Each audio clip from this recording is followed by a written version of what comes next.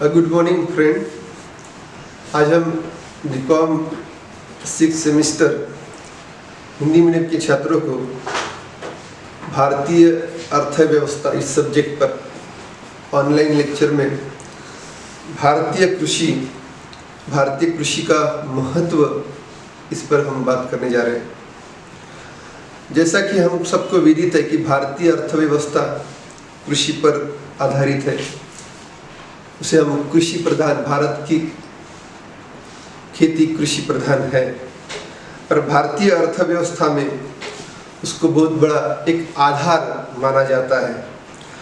और स्वाधीनता के काल के पहले भी औद्योगिक क्षेत्र में जैसे जैसी वृद्धि हुई वैसे वैसे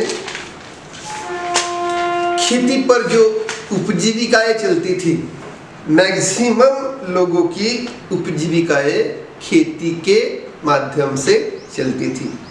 तो उस पर खेती पर जमींदार, साहूकार, बड़े लोग, कृषकों का, खेती मजदूर का, खेती हल चलाने वाले लोगों का बड़ा शोषण करते थे। हमारे देश में जमींदारी पद्धति थी, तो जमींदार और साहूकार जब लोन देते थे काश्तकारों को, तो काश्तकारों का उसके माध्यम से आर्थिक शोषण, सामाजिक शोषण बड़े पैमाने में होता था। तो काश्तकारों जब वो लोन रिटर्न करते थे, ऋण जब रिटर्न करते थे, ऐसे समय में उनकी जमीन हड़पते थे, वो सकम करते थे, वो जमीन पर अपना कब्जा करते थे। अंगूठा छाप काश्तकार होने के कारण जमीन हड़प करते थे, धोखाधड़ी होती थी।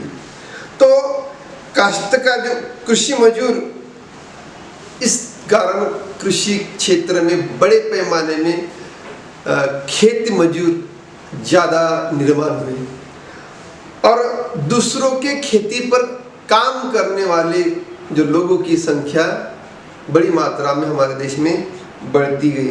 जैसे कि खेती हर मजदूर या खेती पर काम करने वाला श्रमिक बड़ी मात्रा में यहाँ देखने को मिलता है। फिर भी हमारे देश में जो हरित क्रांति ग्रीन रिवॉल्यूशन का दौर 1965 टू 1970 में जो देखा गया, वो है हरियाणा, पंजाब, पश्चिम उत्तर प्रदेश, ऐसे क्षेत्र में गेहूं की बड़ी पैदावार होती थी।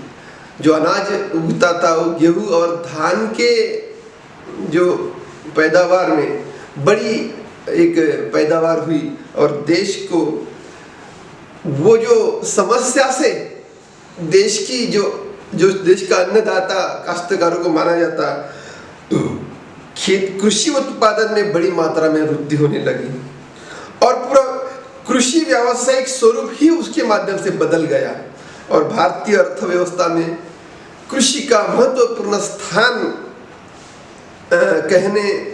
कहने की बात आई। तो उसका जो महत्व हमें जो जानना है, कृषि का महत्व इस माध्यम से वो इस तरह से है। भारत की आय जैसे रोजगार, अंतर्राष्ट्रीय व्यापार, इसमें कृषि का योगदान बड़ा महत्वपूर्ण माना जाता है और देश का आर्थिक विकास ही कृषि पर अवलंबित है, ऐसा भी मान सकते हैं। तो जैसे कि स्थूल राष्ट्रीय आय में कृषि का जो भाग है, वो कृषि का भाग 1950 टू 51 के इसी सन 1950-51 में भारत में स्थूल राष्ट्रीय आय में कृषि का जो क्षेत्र है वो 56.5% था। यानी पहली पंचवार्षिक योजना में 56.5% कृषि पर निर्भर हमारे देश की संख्या रहती थी।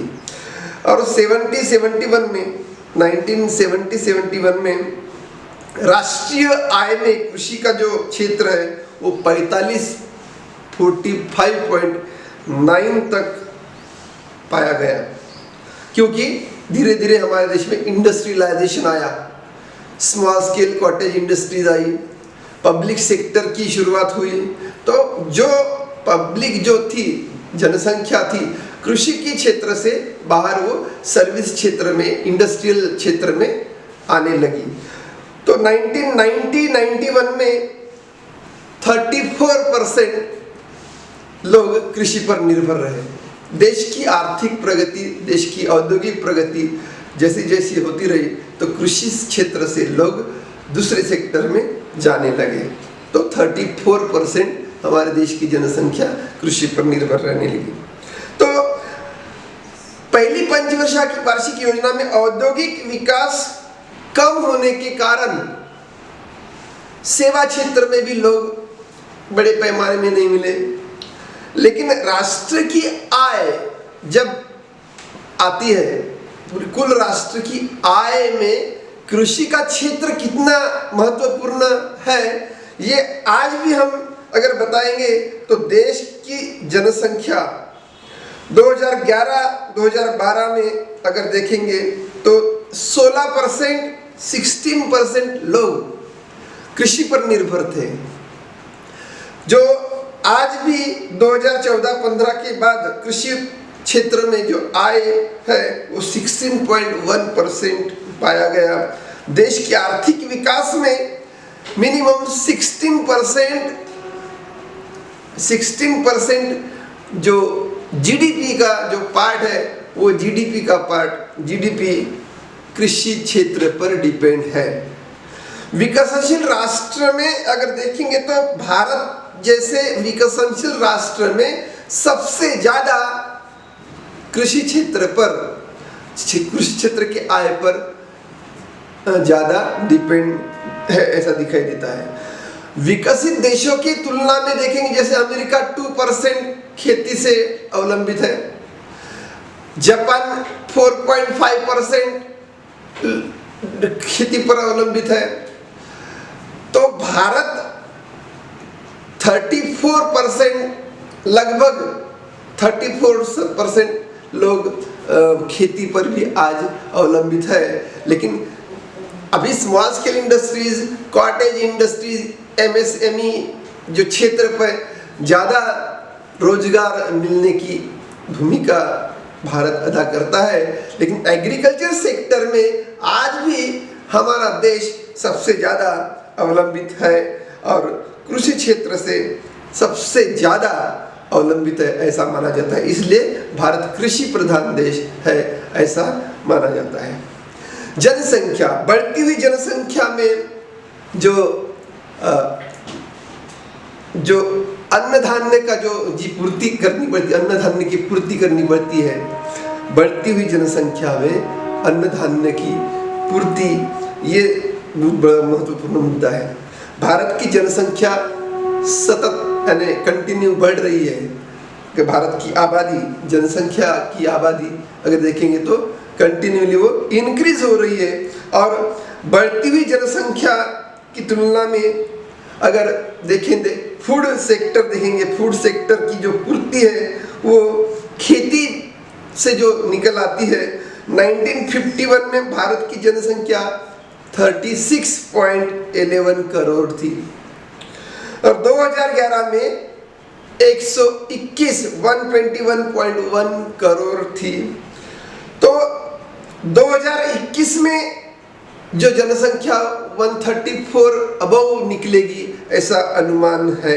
तो भारत जैसे विकसनशील राष्ट्र में राष्ट्रीय श्रमिकों की जो पूर्ति है वो पूर्ति सबसे ज्यादा निर्माण हो रही है।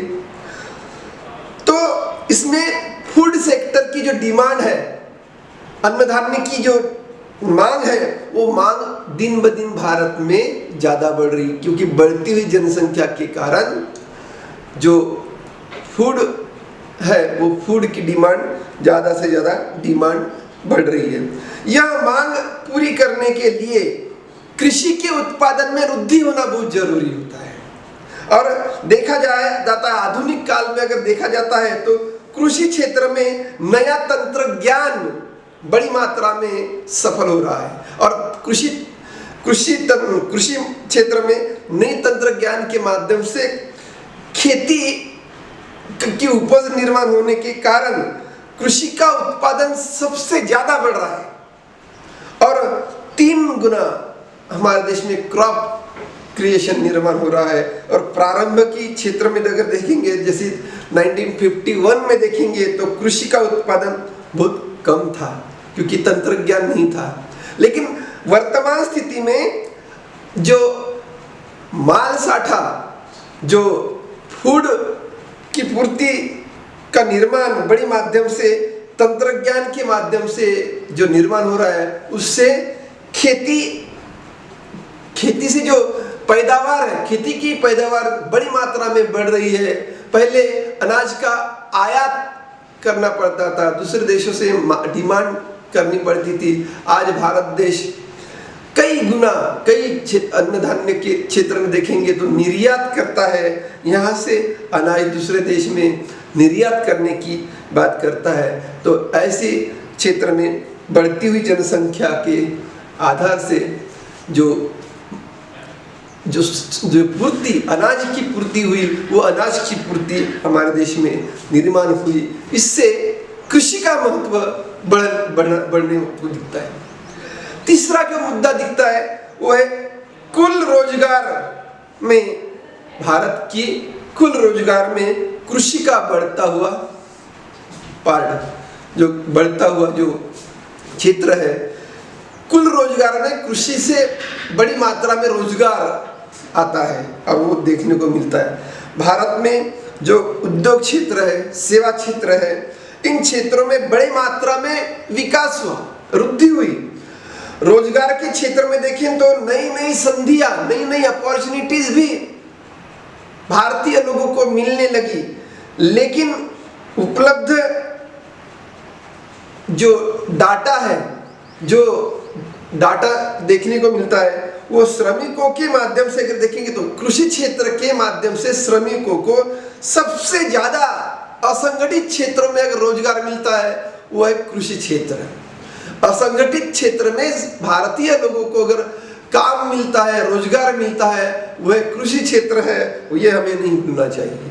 और श्रमिकों का कृषि क्षेत्र में सीमांत उत्पादकता उससे कम होने को दिखती है और परिणाम यह है कि न्यून रोजगार और प्रचंड बेरोजगारी की स्थिति हमारे देश में बड़ी मात्रा में देखने को मिलती है। भारत में 1951 में जनसंख्या जो 69.5% जब 36% जनसंख्या थी भारत की, उसमें 69.5% लोग कृषि क्षेत्र में डिपेंड थे। जब भारत की जनसंख्या 36 करोड़ थी तब 69.5 यानी 70% लोग कृषि क्षेत्र पर लोग काम करने दिखते थे। लेकिन 2011-2012 में अगर देखेंगे तो कृषि क्षेत्र में काम करने वाला जो श्रमिक है वो है 48.9% दिखाई देता है। और कृषि क्षेत्र में रोजगार का जो प्रमाण है वो धीरे धीरे कम होने को दिखता है, क्योंकि हमारे देश का आर्थिक सामाजिक विकास जो औद्योगिक क्षेत्र में, सेवा क्षेत्र में, विज्ञान क्षेत्र में, बड़ी मात्रा में तंत्र ज्ञान के क्षेत्र में जो बढ़ा है, तो कृषि क्षेत्र से जो रोजगार है वो कम होके वो दूसरे क्षेत्र में जाने के कारण ग्रामीण क्षेत्र में भी आज बड़ी मात्रा में जो पैदावार जो कृषि क्षेत्र से दिखती है वो तंत्र ज्ञान के माध्यम से खेती से उपज निर्माण करना।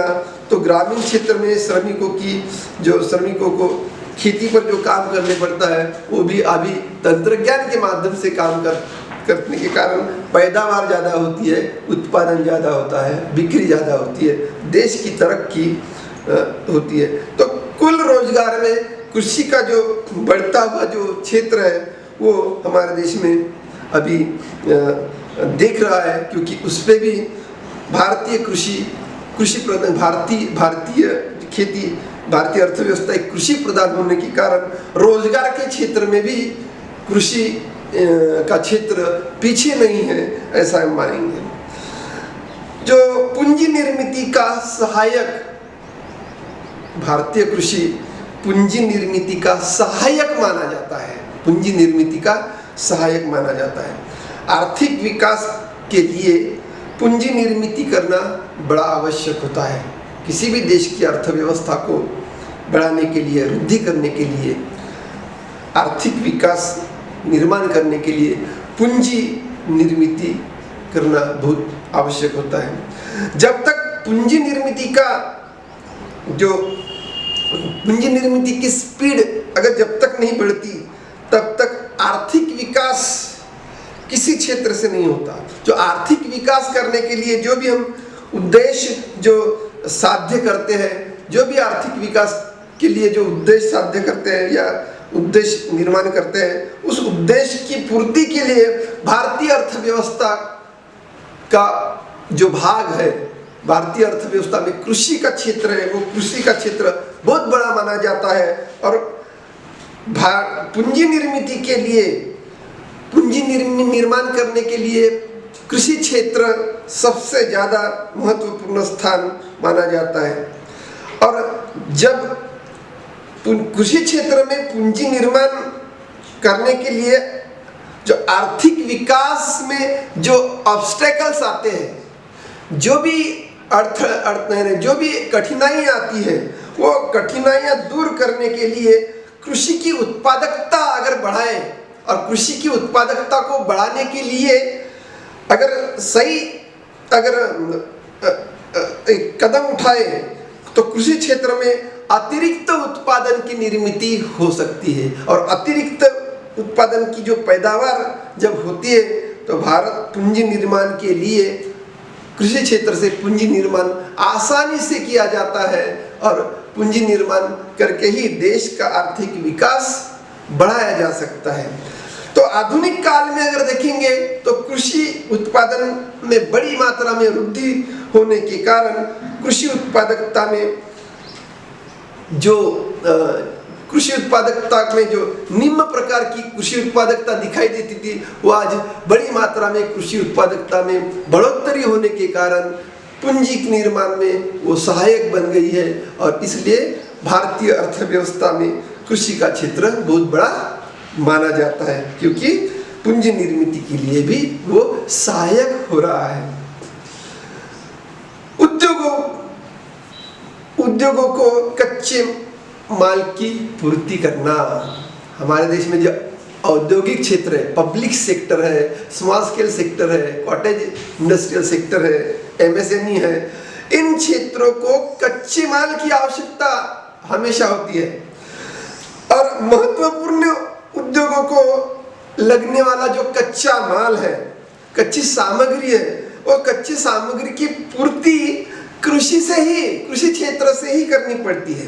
जैसे कि शुगर उद्योग, sugar industry, cotton industries, jute industry, क्रूडेबल ऑयल इंडस्ट्री, इन इंडस्ट्रियों को कच्ची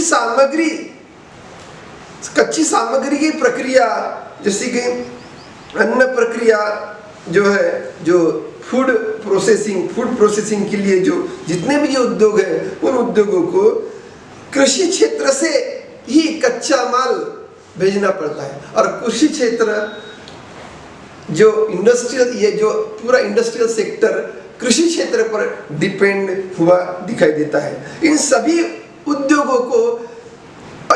उद्योगों के विकास के लिए कृषि क्षेत्र के विकास पर डिपेंड रहना पड़ता है। तो ऐसे फूड प्रोसेसिंग उद्योगों को विकास करने के लिए रोजगार एवं उसकी आय में वृद्धि करना बहुत जरूरी होती है। तो कच्ची सामग्री की आवश्यकता जो बड़े बड़े उद्योगों को, या हम कहते हैं कि उसमें जूट उद्योग या कॉटन इंडस्ट्रीज, शुगर इंडस्ट्रीज, क्रूडेबल ऑयल इंडस्ट्रीज, इन उद्योगों को कच्ची सामग्री खेती के पैदावार से ही होती है। और खेती के पैदावार से ही कृषि का विकास और इंडस्ट्रियल डेवलपमेंट हो सकता है और वो हो रहा है, ऐसा देखने को मिलता है। अंतर्राष्ट्रीय व्यापार में कृषि का महत्व, अंतर्राष्ट्रीय व्यापार में कृषि का महत्व, जैसे कि हम देखते कि कई वर्षों से भारत में कई वस्तुओं की निर्यात हो रही है। भारत से कई सामग्री की निर्यात निरंतर हो रही है, क्योंकि कृषि उत्पादन क्षेत्र में निर्यात का जो पार्ट है वो 50% होता है, यानी आधा परसेंट, यानी आधा जो पार्ट है कृषि का उत्पादन, आधा उत्पादन हम दूसरे देशों में, दूसरे राष्ट्रों में बेचते, इंटरनेशनल मार्केट में बेचने की एक तैयारी करते हैं। तो इस माध्यम से जैसे कि कॉटन, जूट, टी, चाय की बागान हमारे देश में सबसे ज़्यादा पैदावार होती है। तो कृषि क्षेत्र से जो उपज होती है, जो उत्पाद होती है, उसके माध्यम से कृषि उत्पादित वस्तुओं को कुल निर्यात 70 to 75% निर्यात हमारे देश में कृषि के माध्यम से होती है। जैसे कि काजू, तंबाकू, वनस्पति तेल, शुगर, इन पदार्थों की निर्यात भारत से होती है। और कृषि उत्पादन की निर्यात सबसे ज़्यादा रहने के कारण भारत विकसनशील राष्ट्र बन रहा है। और विकसनशील राष्ट्र बन रहा है 1960-61 में कृषि उत्पादित वस्तु की निर्यात में 44.2% पार्ट जो था वो कृषि क्षेत्र से निर्यात में के क्षेत्र में था। वो 1980-81 में 30.7% निर्यात दिखाई देता था। तो इतनी तरक्की कृषि क्षेत्र से हमारे देश में होती है, तो कृषि का महत्व कितना अनन्य साधारण है, इस पर हम जान सकते हैं।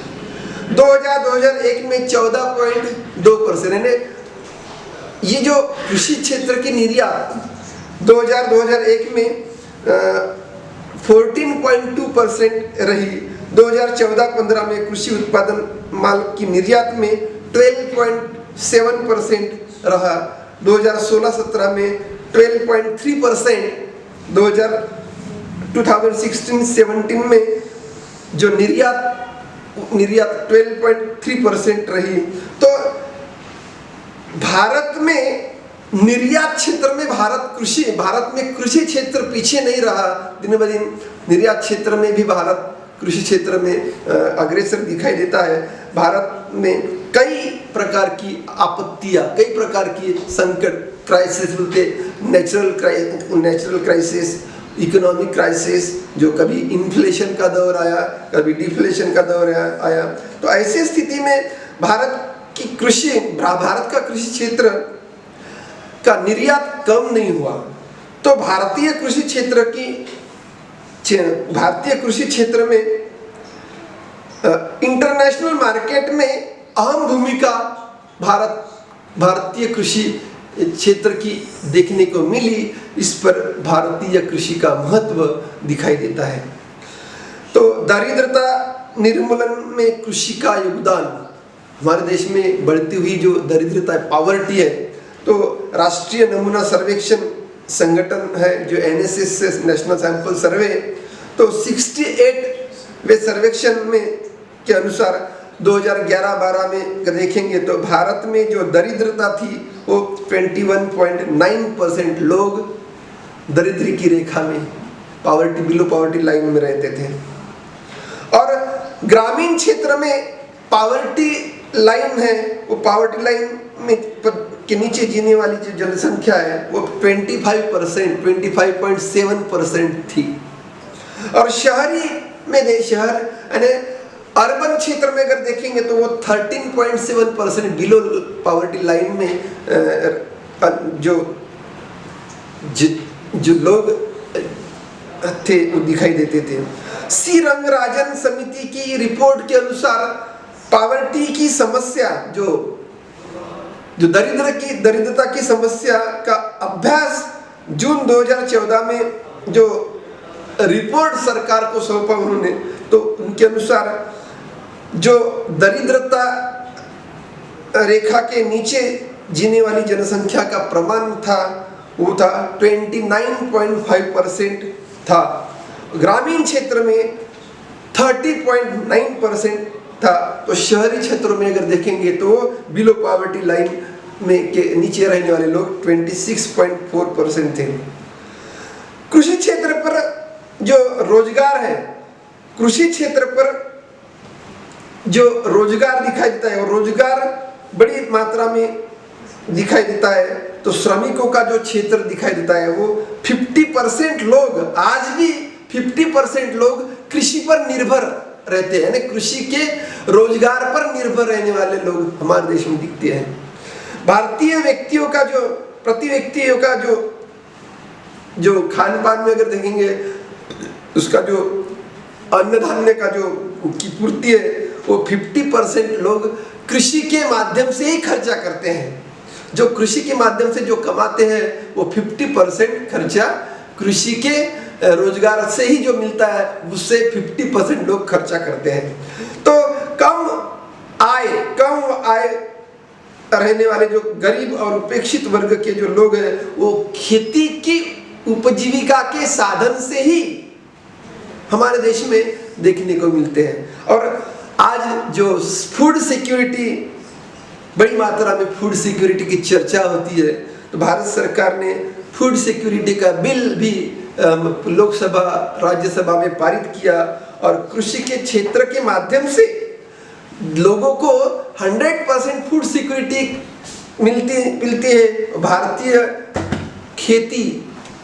खेती का जो बड़ी मात्रा में जो भारतीय खेती से जो सफलता पाई जाती है उससे भारत की कृषि का महत्व बड़ी मात्रा में दिखाई देता है। इससे देश की अर्थव्यवस्था के विकास में कृषि का क्षेत्र बड़ा अग्रगण्य देखने को मिलता है। Thank you.